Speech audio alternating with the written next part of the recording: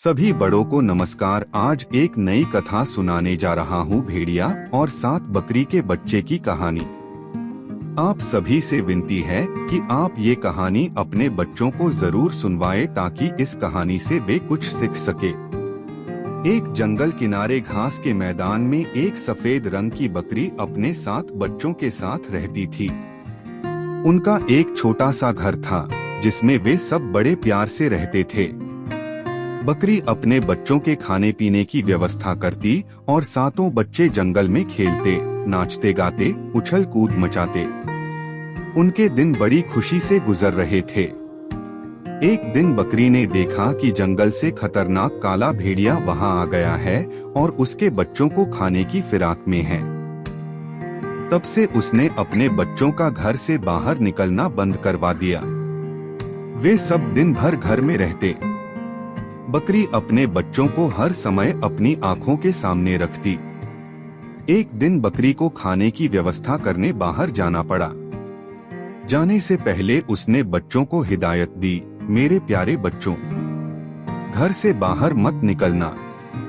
खतरनाक भेड़िया आसपास ही घूम रहा है।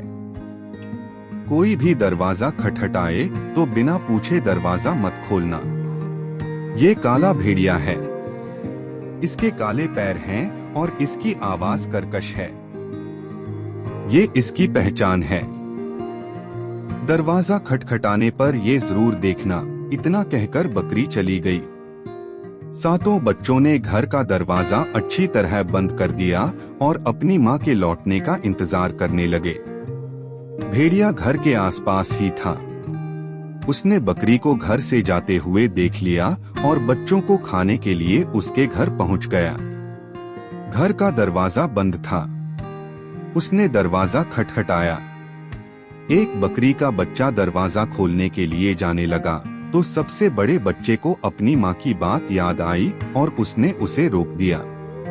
फिर अंदर से ही पूछा, कौन है? मैं तुम्हारी माँ हूँ मेरे प्यारे बच्चों, भेड़िए ने उत्तर दिया।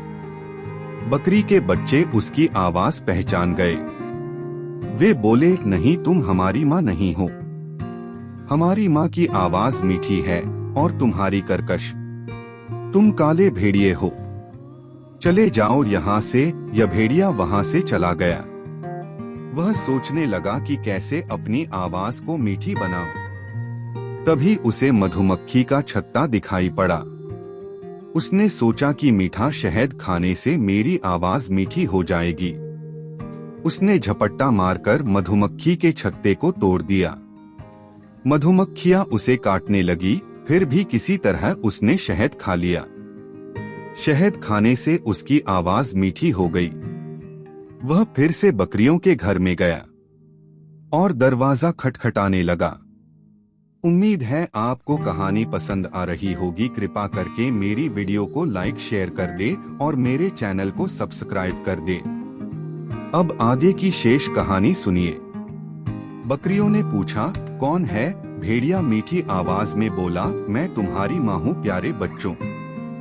दरवाजा खोलो। सबसे बड़े बकरी के बच्चे ने दरवाजे के नीचे से देखा तो उसे काले पैर दिखाई पड़े।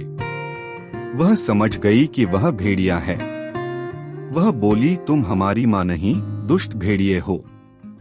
हमारी माँ के पैर सफेद हैं और तुम्हारे काले। भागो यहाँ से। भेड़िया वहाँ से चला गया और इस बार खुद पर आटा उड़ेल कर आया। आटे के कारण वह सफेद हो गया था। उसने घर का दरवाजा खटखटाया और बोला, मेरे प्यारे बच्चों, दरवाजा खोलो। देखो तुम्हारी माँ तुम्हारे लिए क्या क्या लाई है। उसकी मीठी आवाज सुनने के बाद बकरियों ने दरवाजे के नीचे से उसके पैर देखे जो आटे के कारण सफेद हो गए थे। लगता गई हमारी माँ आ गई, बकरी के सबसे बड़े बच्चे ने कहा। दरवाजा खोल दो, बाकी बकरी के बच्चे बोले, लेकिन सबसे छोटे बकरी के बच्चे ने उन्हें रोका कि ये भेड़िया भी हो सकता है। दूसरी बकरियों ने उसकी बात नहीं मानी तो वह अंदर के कमरे में जाकर छुप गया। बकरी के सबसे बड़े बच्चे ने दरवाजा खोल दिया और भेड़िया दंदनाते हुए अंदर आया। दुष्ट भेड़िए को देखकर बकरी के बच्चे इधर उधर भागने लगे, लेकिन भेड़िए ने उन्हें निगल लिया। उसे याद ही नहीं था कि बकरी के 7 बच्चे हैं, इसलिए उसने सबसे बकरी के सबसे छोटे बच्चे को नहीं ढूंढा और चला गया।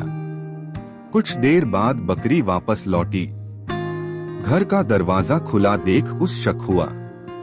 वह दौड़कर अंदर पहुंची तो उसे अपने बच्चे दिखाई नहीं पड़े। वह उन्हें इधर उधर ढूंढने लगी। तब सबसे छोटा बच्चा बाहर निकला और अपनी माँ को सारी बात बताई। बकरी को बड़ा गुस्सा आया और वह भेड़िए से बदला लेने निकल पड़ी। जंगल में जाने पर उसने देखा कि भेड़िया उसके बच्चों को खाकर एक पेड़ के नीचे आराम से सोया है। उसका मोटा पेट देखकर बकरी समझ गई कि उसने उसके बच्चों को साबुत ही निगल लिया है। उसने सोते हुए भेड़िया का पेट चीर दिया और अपने बच्चों को सही सलामत बाहर निकाल लिया। फिर उसने भेड़िए के पेट में पत्थर भरकर सिल दिया और अपने बच्चों के साथ घर लौट गई। भेड़िए की जब नींद खुली तो उसे प्यास लगाई।